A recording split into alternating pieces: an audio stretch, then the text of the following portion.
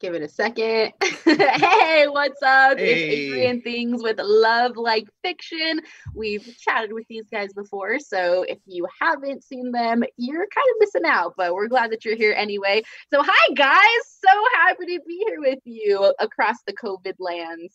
Absolutely. Hello. We are so happy to be here too. Happy day. So it definitely, I don't know how we did this last time with After the Com. So just kind of, it gets a little bit weird when we talk on top of each other. So I guess like even take a second or something before somebody talks, or, you know, whatever, just to make it a little bit easier. But how have you guys been during COVID? Are you guys doing good, keeping sane, healthy, happy, all that good stuff? Oh, we're trying. Yeah, we're doing our best. Trying our best let the here. anxiety take over. Yeah, we're all a bunch of anxious folk here, so this has been interesting, but we're living.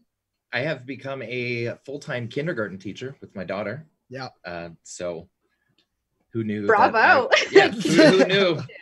It's been a blast. Send It's a those lot teachers of gifts. Like, wait, when did I sign up for this? Yeah. Thank you, COVID. I now have a new life skill. I can't even imagine. That must be so nice for you as a parent, but also just like, whoa, I was not ready for this. Yes. It's a lot. It's fun because we get to spend time with each other, but I mean, it's a lot of packets. And I will say, watching a bunch of kindergartners on a Zoom call, best thing of the week. I want to cry. I bet that's fun. That's funny. I can't even imagine amazing. how cute and crazy they are at the same time. Mhm. Got to be lots of that. Gosh, we haven't done it. As far as what you guys have been up to, because I know it's kind of difficult right now since we can't see each other, we can't go to shows, we can't be normal people right now. But you guys have been good about still having a very big social media presence, which is nice. And you have a lot of stuff rolling out. You have new pictures going on, which are beautiful and I love very, very much. And you also have a new single coming out as well as a new EP. Is that right? Yeah. We are super psyched about that. We have a lot of stuff going right now. We're trying to keep that train moving, even though everything else has kind of stopped moving. Because obviously we want that momentum to keep building. We do have a new single coming out. We are very, very, very psyched about it. And we hope that you guys are looking forward to it as well. So. And that single is going to be called Misery Maintenance, right? Yep. And that's coming out on the 22nd. So next Friday, unless I went in a time warp and I don't actually know what day it is.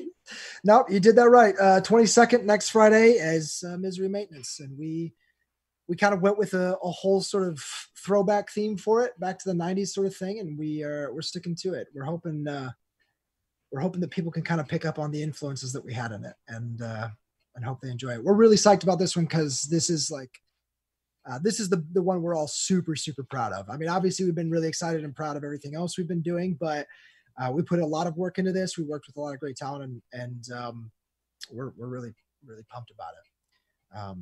Yeah, it's going to be awesome. And 90s, people are such crazy fiends for their nostalgia items, which is why, we see like Pokemon games are still amazing after all these years and still happening, or, just all these Disney remakes and things like that. So going with a throwback is definitely a very exciting thing to see happen. So is the 90s theme going to be specifically with Misery Maintenance, or is it going to be with the EP as a whole? Well, we're definitely kind of looking at that as the EP as a whole.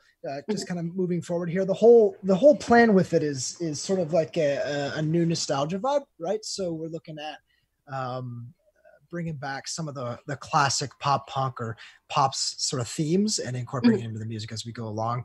This is stuff that we all grew up on, stuff that we really loved, and we really want to kind of bring it back to that, or kind of give a little bit of an homage to that, pay homage to that. So it's going to definitely continue, at least for this EP. We're going to see where we take it.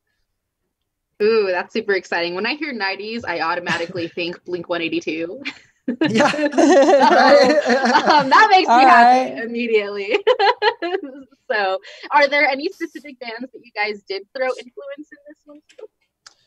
Oof, boy. Yeah. We've got a lot of stuff that we're really kind of looking to put into this. I mean, there's even a little bit of some interesting progressive flair to it. It's not like intense, but Paul and I listen to a lot of DGD, so we have a little bit of influence from that. But other than that, it is a lot of the classics. Blink-182. I mean, guys.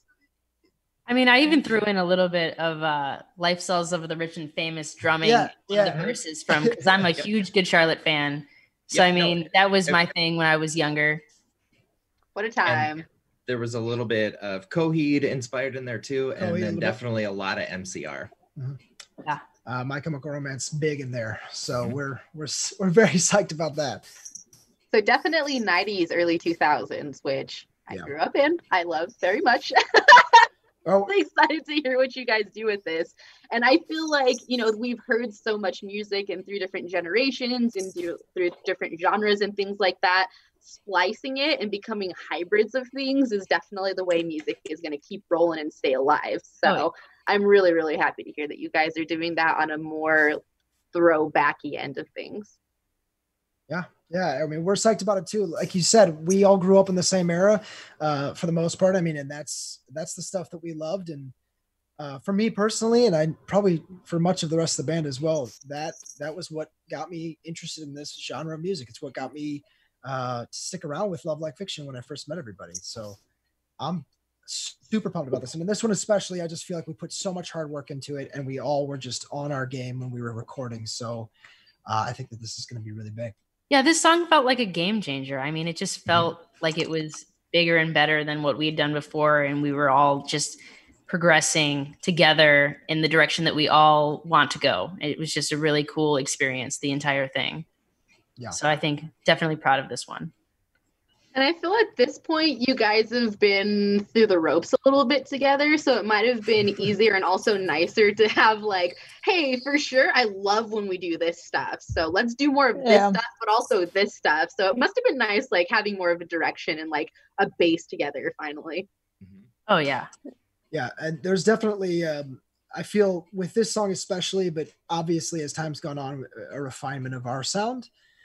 And really looking to find where we fit and what we enjoy playing the most and what we feel most comfortable doing. And I think that this song is kind of a culmination of that for sure, that we're really looking at the direction we want to be taking and the way we want to be going. So it's going to be awesome. We're all super stoked about it because I know I keep saying that, but we're literally sitting here just waiting for the bomb to drop because we think this is going to be a big deal. I mean, if you're not excited about it, there's probably some reason why. True, very true. I think you're doing okay. You should definitely be in love with what you're doing. And that translates so well to your music too. And that's very important to have that organic piece in there. Yeah. So yeah, keep more of that coming. It's really nice. And so Misery Maintenance, that's coming out next Friday, the 22nd. Is there a release date yet on the EP? We have no release on the EP yet, but we are definitely doing our best to keep writing going and things like that so we can get some stuff together. We do have, another song in the pipeline. It's very, very early stages.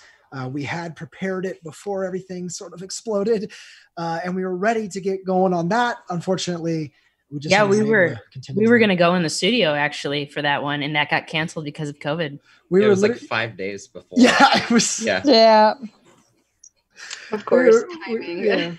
We're still trying to figure out. Because you guys you're so like on track with what you're doing, and it was like, oh great, now we're going to be stuck inside. What do we do now? Not in touch with anybody. Yeah, well, and thankfully, Marin started messing around with a bunch of stuff while we were here, and that was when we started doing the quarantine session stuff, like the little acoustic things. Yeah, that's been great. Yeah, and that was kind of our way to stay creative while we're kind of locked up, and so we got to learn a new way to write with each other.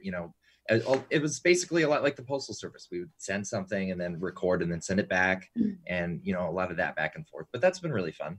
Just making the most of the, what we've been doing, ever evolving with whatever comes at us. And a huge shout out to Marin for all the mixing and mastering on those little quarantine sessions. She's been killing it. Thanks, T.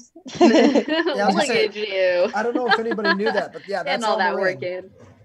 That is so crazy, and that's a skill within itself. And that's what I've definitely talked to bands about before is everything is so expensive for you guys. You guys are literally the people who bring everything to the table and get nothing from it, or in the least amount possible as far as monetarily to keep you guys going, which is very awful. It's awful that the music world has gone that direction. It's made it so difficult. So to have somebody in the mix who can help you with any portion of the music process is so important, whether it's graphic design or just mixing and mastering your own stuff, or even just being able to get, just like your pre-recordings in so that you have an idea when you're going into the studio. Like all of that helps. So it's nice that you guys are also getting some of that done as well. Absolutely. Yeah. I think that we've been really, really fortunate in the connections that we've made and the friends that we have. Paul has been a massive player in that field. I mean, he's constantly talking to people, reaching out to people, getting in touch with people. We recently just joined up with 80/20 Records, and Mike has been an insane help to us, getting us connections and getting our name out there more. So we've been really able and very lucky to make these connections with people, and even some friends that Paul grew up with who've been able to help us out has been phenomenal. Like we've just been able to we've been really lucky with one of my close friends. I'm going to name drop him. It's Phil Castillo, but he's done all of our artwork for our previous stuff. He did our lyric videos. He did, we have an upcoming lyric video that's phenomenal, and the things that he's able to do for us with design work and anything like that has been exponentially helpful. It's phenomenal. His work is phenomenal. Mm-hmm. Yeah, in this world especially, sometimes you just need a little help and just a little leg up. Even like the feeling of having somebody believing in you enough to give you that little bit of help goes so far, just with even feeling that bit of it too. Yeah, just friends supporting friends is beautiful. Yeah, and that's a hard thing to get some bands to understand, I think, too, on a local level, because, it's hard. It's weird going outside of your friend groups or just putting yourself out there. But networking and being very personable within that process is so, so important. And it does come back to help you more often than not. I think the big thing that's been difficult, that's difficult for any band anywhere, is that there's an inherent level of competitiveness, right? When it comes to doing band stuff, and it's easy to get sucked up into that and feel like you should isolate yourself as opposed to reach out to others and start working with others and trying to build everybody else up, and that's really we've realized that, and we've had a lot of conversations about that, and that's really the only way that you're successful is if everybody around you is also successful, and so you have to be. It's a lot of give and take. Yep. I 100% agree. So is there anything else that you guys are planning? So you mentioned a lyric video that was coming out around the EP. Is that for Misery Maintenance specifically, or is it just for a song that's within the EP? That one is for Misery Maintenance, yeah. And again, our friend Phil has worked on that and given us an amazing video that we are so stoked. He did the last lyric video that we had as well, which we loved, and he just somehow he managed to top it. So I was just gonna say, it's like you didn't think it could get better than that, but then there it is. Yeah. I can't even imagine how that feels on his end too, because now he has a better idea of who you guys are as people together and what your sound is like. So working with somebody consistently too definitely helps you out in that, hey, he understands a little bit more of your style, what you're going for, and that definitely matters with the designer too. So that's super nice to find. And then in going off this whole new nostalgia thing, he even threw in some photos of us when we were some youngins, and those are in the just right there. So I hope you guys all enjoy that. Oh, that's a juicy detail. See, look at you. Yeah, I hope everybody appreciates that, because I accidentally found the photo. For some reason, I don't know why. Being a teenager was a difficult time for me. I have 0 photos from when I was a teenager. The only photos I have anywhere are like 20 and up, and that's it. And then when I was like a baby or a child, but like teen years, it's gone. And I stumbled across it by accident when I was looking through a bunch of junk in my garage, and I took a picture and sent it to the band because I thought it was funny, and now we're going to use it. So it'll be something. That's so weird when that happens because we're so used to relying on technology for, memories from 2 years ago and things like that. And it's like when you go back and look for things, and if you don't actually have that picture or whatever that you're trying to like, re-envision from your mind, it's like a black hole, or, like you don't have that anymore. That memory is gone, and that's awful. Yeah. Yeah. It's wild. It's wild. It's funny. Sometimes I forget that I was around for when cell phones really started being an actual thing. And I'm like, oh man. You remember Snake and Snake 2? And there was this really awkward period where the Nokia phones had like little infrared sensors and you could do verses with each other. Yeah. Really? It was a short-lived, it was like 2003. Yeah. Maybe. It was very short-lived. But yeah, you had multiplayer Snake unlike the early cell phones. Crazy. I did not know they did the multiplayer thing on that. So advanced. I thought it got. It was basically just like 2 TV remotes. Yeah. Man, they were on it then. Jeez. A lot more than I thought. Speaking of nostalgia. Yeah. Literally perfect. The nostalgia thing is just fun. Misery Maintenance goes, when that comes out next Friday, where can people find that? Well, we have a pre-save link out right now that hopefully most of you have seen. We've been posting it literally everywhere. So if you haven't seen it, please, I believe it's in the link to the video, correct? And I think so. If it's not, I'll add it. So you can find it there. I'm not sure. Link in the comments. I was going to say, it is on our page on Facebook. It's going to be on our Instagram. It's going to be pretty much everywhere that we have it. When it does launch, it's going to be same business as usual. It's going to be on Spotify, Apple Music, pretty much anywhere you can find music. We have it there. I mean, we were trying to get it to be as available as possible. So that's where you'll be able to find it when it comes out if you didn't hit the pre-save link. But if you could hit the pre-save link, we really appreciate it because it helps us figure out like where we need to go next and how we need to be marketing our stuff to better get it to you guys. So please do that if you can. Yes, and thank you if you've pre-saved it already. Yes, thank you very much. Thank you. Thank you. Yeah, sounds like little things, but it goes so far for you not to be lazy for 30 seconds. Yes. Literally 30 seconds. Please don't be lazy. Clicking a Do button. somebody a solid. You're sitting in front of your computer for literally scrolling through your phone for hours a day, looking through junk. You can pre-save a link. I promise. That easy. So I know COVID specifically has been hard for bands just because you can't be out there, you can't be at shows, you can't be pushing merch, you can't be doing things like that. So what are the things for you guys specifically that help you guys as a band right now that people can do? A big thing that we've started doing is streaming together. That really helps to sort of keep us close to each other and also really connect with our audience. It's the best thing we can do because it's so easy to feel really emotionally isolated. We're all physically isolated. We get that, but it's really easy to get in your head about it and be like, there's nobody around. I'm alone. Everything's terrible. And that really sucks. So we would rather try and make the effort to connect with really anybody.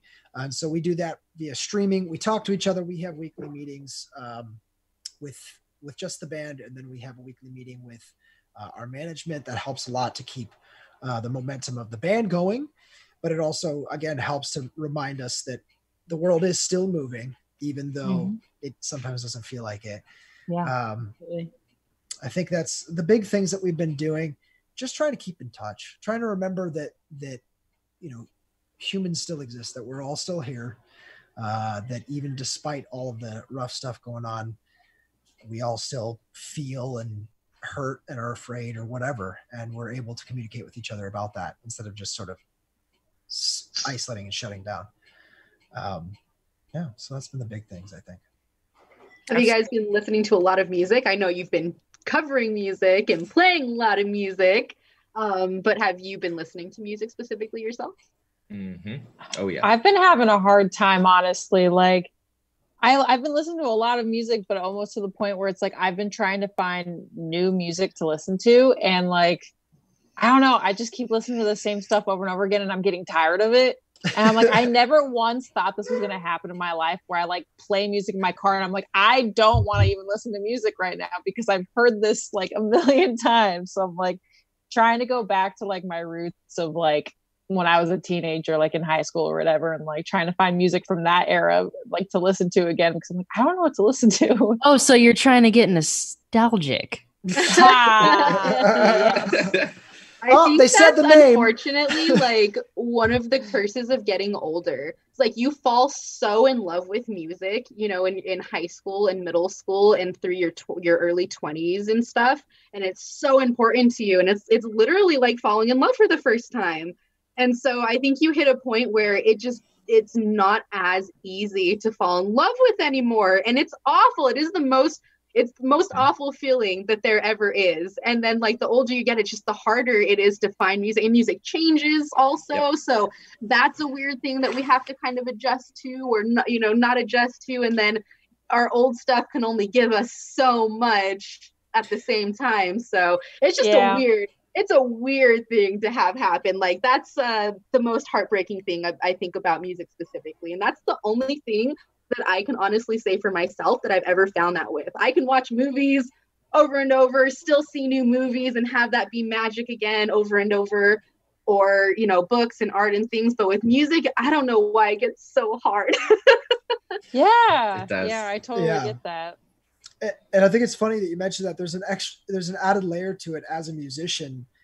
There's always a baseline judgment that you make when you start making music. You're suddenly like, you'll listen to a band that you used to love and you'll be like, wow, I don't really know if these guys are very good anymore. Like, you're like, I loved it when I was a kid, but now that like I know some of the ins and outs of the music, I'm like, all right. They did some stuff. There's always that you lose a little bit of the magic, I think, when you start to understand the music more in depth. And there's always that balance of learning how to keep that magic while still trying to build on it, trying to make it more interesting and all that sort of stuff. So I think there's a difficult balance there, but I think it is important to try and hold on to some of that nostalgia. I mean, that's the whole point of the new EP that we're doing. And so I think that it's nice to, if you've taken a break from those songs and that music that you listened to growing up, going back to it and being able to listen to it again and enjoy it sort of again like it's the first time, I think that's awesome. And I like to try and hold on to that feeling more so than the crap, like why don't I like this anymore? Or why haven't I listened to this in 10 years or stuff like that? I mean, we got left. Yeah. And there's some bands that are doing a really good job of the same thing too, of taking something that's nostalgic and putting a modern spin on it. For example, I know more than half of us have been obsessed with Emarosa's newest album, Peach Club, like the entirety of last year. And that's it's so good. It's amazing, like album. It's the perfect blend of like modern rock, almost metalcore mixed in with just pure 80s like synth goodness. Yeah, seriously. Yeah. Great description. So fair. It's crazy. It's crazy to see like the influences now too. Like I feel people are going older and older now with music, like pulling like, oh cool, I'm really going to go back for some old school rock and roll or like some straight 60s, metal and throw that kind of spin in. It's been kind of crazy. I'm really excited to see where music continues to grow. I know a lot of people like to write it off like, oh, where's music really going to grow from here? And I'm like, dude, you're just writing about it and talking about it and analyzing it. You're not creators. Like, let the creators create. It'll be fine. Yeah, like I said, it's easy when you get a little bit of knowledge of music. It's easy to break it down into tiny parts and say, well, here's why this is this way and this thing is this and here's what's going to happen next. I mean, there's a lot of people who can say that music is just math, and while that is very true, there's a lot of math involved in theory. In practice, there's so much more emotion, and I believe involved than there is the science behind it. And I think that that's my personal belief. And if you focus on that, that's endless. That's limitless. That never stops. If you can make people feel something, it doesn't matter. You can do anything and it will always be new. I agree. It's putting so much of yourself into it definitely carries it a lot further. Yeah. That humanness to it. Definitely. Yeah, for me especially, I think lyrically even, that's what has made a lot of music stand the test of time for me. It's like, oh, I don't necessarily relate to those lyrics anymore. I only did when I was 16. So it's like, that makes sense why it doesn't, Yeah. Versus some bands who can talk a little bit broader in some of their music, I guess, or you can see the stages where they grew up and you get to grow up with that too. Yeah. Yeah. Definitely. It's also crazy. You know, it's funny. My writing style is very, when I write, I'm always writing. I don't like direct writing personally. So it's hard for me sometimes to just tell a story, right? I kind of have to weave it through something, whether it's poetic speaking or something like that. That is more interesting to me. And I sometimes think back, I'm like, you know, why is this like this? Because I've listened to this style of music, and most of this style of music is telling stories. Blink-182 always telling stories. Green Day always telling stories. These are direct. They're telling stories about it. And then I think back to like early when I was just starting to listen to music and really be involved in it. I was listening to bands like Motion City Soundtrack and Ludo and all of these bands who tell super indirect, crazy, weird stories that make zero sense until you listen to them like 1,000 times. And I was like, oh, that makes a lot of sense. So it's funny how it always comes back to where you first found that love of music, or where you first got involved in that love of music. So yeah, it's the best way to show it appreciation and tribute. That's like the only way really to carry it on a little bit.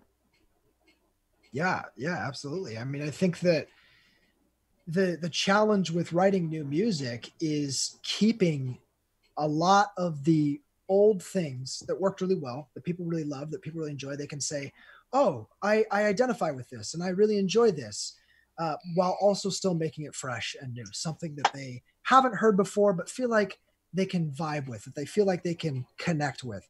And I think that's entirely the challenge. And that plays into, paying homage to these old songs and to recreate some of the messages that these old songs try to deliver. I think that's super important. Yeah, and that's definitely a hard balance to find when you're taking in mind that you have an audience. And especially with how loud people are now with social media and things, it's like, no, I want this though. I want you to sound like this and be this. But it's like, oh guys, that they did that already though. Like they gotta grow, they gotta still do things and other things, and you gotta let them also do that and be open-minded to that and appreciate that too. And I don't necessarily think people are necessarily very respectful of that these days. I can see that. Yeah. I think that, they have those memes all over the place online where it's like, I wish they sounded like they used to, and then they sound like they used to, and they're like, this isn't new at all. And that's true. But I mean, I don't blame people for it. I think that everybody is looking for something brand new, and the amount of times that something that has never been done before happens, just in anything, not just music, but in anything, the amount of times that something that has never been done before happens are few and far between. It's a challenge, and nobody who's doing it thinks that they're suddenly going to change the world. They just kind of accidentally do it. So I think that just comes from a misunderstanding. People wanting what they can't create, or maybe what they crave, and so they're hoping that somebody else can do it for them, and it's not an easy task, and it's not really one that you do on purpose. I think most of the time you just stumble into it. You're suddenly like, well, change the world, I guess. All right. Hopefully it was a good thing and not on a low mark. yeah, exactly. That's fair. That's a good balance to have, to keep in mind that people, and it's fair to, people fell in love with something. So it's not really that crazy to understand that they want more of that. Yeah. So Totally. completely agree. All right, guys. Well, that's about all I have to talk about today. Was there anything else that you wanted to talk about? Anything else you had coming up, or anything else you wanted to share with the world? Keep an eye out on?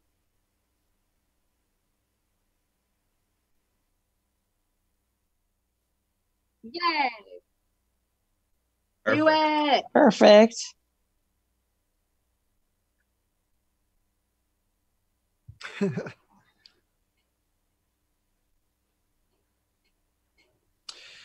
Yeah. I mean, the short answer, yes. The long answer is that we are trying to get a tour planned out, something that will work with all of our schedules and also be reasonably done. We would like to be doing it regularly. The plan right now is to hopefully do some little mini tours, maybe to neighboring states, California, Nevada, stuff like that, just to kind of build up a little bit of momentum and build a little bit more reach to those places. And then from there, hopefully we'll be putting together, like standard tours, and maybe even trying to get on to some tour support for some better known bands, some more well-known bands. That is the goal, the ultimate goal. So yeah, yes, absolutely. Definitely touring. And that's definitely a weird thing when you start getting intermingled with local bands from the East Coast. It's like everything's 2 hours away, no matter what direction. It's like, oh, you can play a major market like for an entire week and hit 12 cities and not drive any amount of time. And then you come out here and it's like, oh my God, you guys have to drive for like 24 hours to get anywhere. Like, yeah, it's a little harder. It's a little different here. So. We live in a desert. Yeah, that's very far. Big distances of land between big markets. Yeah. So, yeah, it's always weird when you're like, oh no, well, it just takes a little bit more building on this end of the country because of that. Yep. Definitely.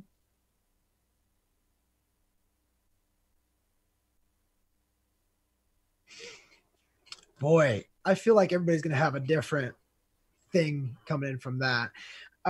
But as we've played, the thing that I've noticed the most is that as we've played, we've gotten a lot of people coming up to us and saying, wow, this really reminds me of when I was a kid. This reminds me of Blink stuff. This reminds me of all that early 2000s stuff. And that's like a huge compliment for me and for much of the band, because again, those were some of our heroes. Those were some of our idols, the people that we love to listen to and we love to, really aspire to be. So that's a huge, massive compliment. But that aside, that's just our roots. So going back to that, I think for me personally, it's just kind of the next step. It just makes sense that I want to revisit that part of my life of when I did fall in love with music, when I did learn that this is what I wanted, to kind of to follow and kind of to do. And for me personally as well, it also makes me feel I can see a direct correlation to how far I've grown and how far I've come, especially musically. So that's really helpful. And I think that there's a lot of people out there who are nostalgic, who miss that old style, who want that old style. And I think much of the band, we want to give them some of that. We want to take it back in our way, in our own way. I don't know. It's never going to be what it was. So you might as well have a little. Bunch of questions.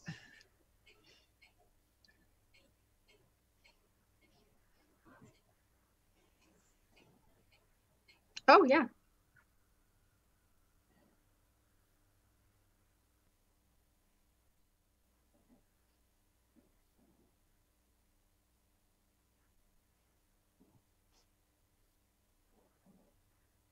So just to reiterate, Chris wants to know if there's any specific artist or artist that played an important part in your guys' lives as musicians. That's a good Go ahead, question. Paul. I've got one. 'Cause I had to really, really think about this. But for me, we'll just do a quick short run. For me, music has always been really important in my life, and especially in high school and things like that. Early on, I idolized the idea of this rock star lifestyle and ended up becoming a full-blown alcoholic, drug addict, things like that. Struggled for 5 or 6 years before I really figured out how to get through with it and be able to work things out. I just recently celebrated 10 years sober in January, which is awesome, with lots of support and things like that. But for me, Anthony Green has always been really open about getting sober, spirituality, having to work through music as a way of therapy instead of having to have this rock star lifestyle tied into it.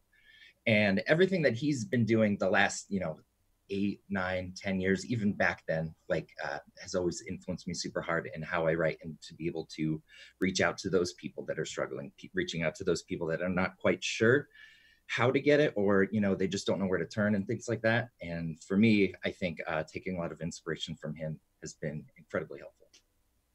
And as a musician yourself, that's obviously a big important marker for you. So the fact that you're carrying that on yourself obviously is going to have that influence for other people. So congratulations, 10 years. Thanks. That's massive. That is above and beyond massive. I can't even imagine.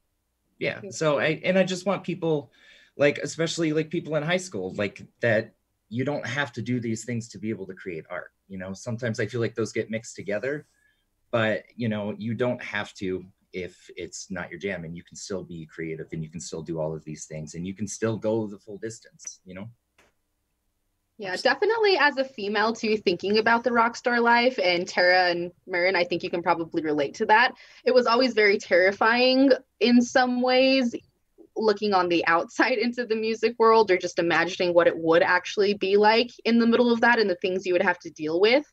And it was always kind of like, oh, wow, I'm going to have to deal with this and that and the other things. So it's nice that it's not necessarily like more people are talking about all of these things in a whole. So it's a little bit more comfortable all around in all aspects of getting help, whether it be mental health or anything else. So it's nice to see the community coming together and everybody on an individual level.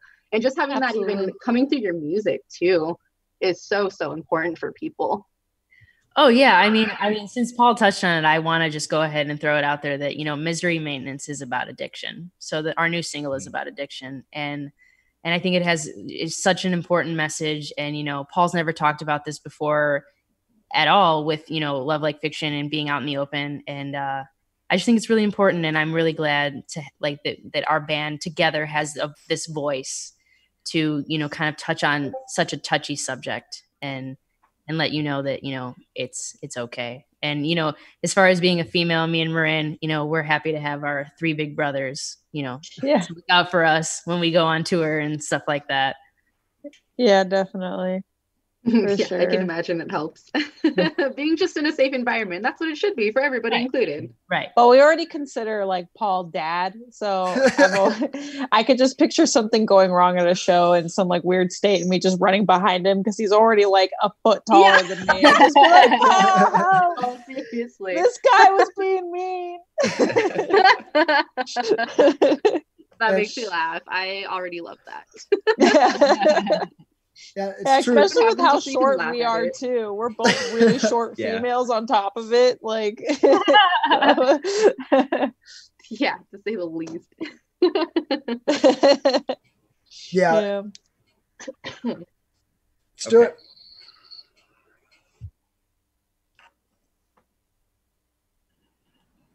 Okay. We need to clarify. Are we talking New Nostalgia album, or are we talking? Okay, yes. Well, we have a lot of stuff that's currently being written and not finished yet. So I know for me, it's the cop-out answer, but it's got to be the one that we've already gotten all put together. It's Misery Maintenance for me right now. The one that we do have mostly finished and ready to record is close second, and I think Paul might. That one, yeah. That one's probably mine and Paul's favorite. Yeah, that one Nick sent to me 3 years ago and was like, hey, I've been working on this. What do you feel? And I heard it and I got chills. And I was like, this is going to be an amazing song. And I love Misery Maintenance too, because we all poured our hearts into it. And it's a very big, you know, reaching out to people to, you know, encourage everybody to get help or to find strength within themselves. And I think that's important. But yeah, also the next song is probably. It's just 3 years is a long time. It's just a super emotional song too, and just the way that Nick sings it, like you can feel his emotion like come out through it. So that's what really brings the chills, is that like what he's singing is what he feels, and it's not like he's describing an outside source. It's like you can just hear it deep within himself. So it's just like, you know, you hear stuff like that instantly, you're like, oh man, like so it's a really awesome song. I'm excited to get that one done and for everyone to see it too. It's going to be something, because I think that the first time I heard it, I was like, wow, every single person feels what you just said, but maybe like doesn't think about it. I don't know. It was just, it's deep, and it's going to hit y'all. It hit us. So it's powerful, and you're not even giving us a release date. It's fine. It's fine. Big song. You're gonna love it. You don't know. We're not gonna tell you when it's happening. Bigger surprise, anticipation. It's fine.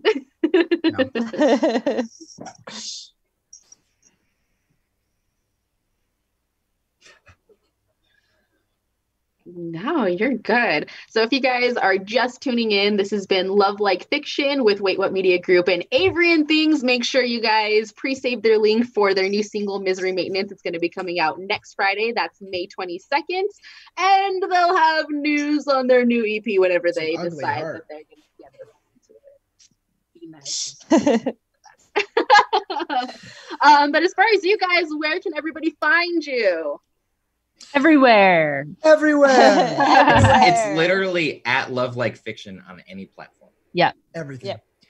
So social media, streaming, the whole stuff. Twitch, Twitter, Twitch, Instagram, Facebook. We have a YouTube. We even have www.lovelikefiction.com. I mean, we luckily got our name on everything, so we have everything. Yes. Yeah, that was really nice. When's your guys' next Twitch meetup going to be? Oh, it's this Saturday. Yeah, it was Saturday, right? Exciting! This Saturday. This Saturday. Speaking of, we've just one been thing doing, go ahead. We've just been doing Jackbox. We've been doing basically the same thing. I'll slap a Zoom call into like Jackbox and then just share my screen, and we'll just all talk shit to each other on Twitch, basically. That's a lot of fun because everyone Jackbox can join in too. So yeah, we should do a Wait What Media Group versus Love Like Fiction. Yeah, that'd be fun. That'd be tight. With Jackbox. Yeah, that'd be fun. A lot of fun. We usually do ours on Friday nights. Well, minus COVID stuff, but we could definitely figure something out. That'd be fun. No, let's do it. That would be awesome. Absolutely. Yeah, for sure. Definitely down. So apparently, keep an eye out for that because we're also just decided. Yeah, I want to that's going to be happening. Throw in before we leave that quarantine has, been a little beneficial in the fact that we've gotten a lot of new merch designs. Yes. A lot of merch designs coming out, t-shirts and stickers. I even drew us in a cartoon form for a sticker. So we got a lot of stuff coming out. Really cool designs, probably our favorite yet for shirts and stuff. So those are coming. Soon. More stuff that I'm really excited to wait for. And can't wait. I'm so glad you finally did a thing for it too. Look at you go. Graphic design. Exactly what should be happening. So make sure you guys follow Love Like Fiction, all your social media platforms. The same for Wait What Media Group. We're going to be back streaming again tomorrow with Frank and I. We're going to be playing Mario Kart tomorrow starting at 6, I think, more or less. We are a little timely sometimes, but that's fine. But stay tuned. Again, give Love Like Fiction lots and lots of love because we have lots of stuff coming up with these guys. Thank you guys again. Appreciate it. Thanks. Thank you. Thank you. Bye. So that's our live roll. Live things and stuff.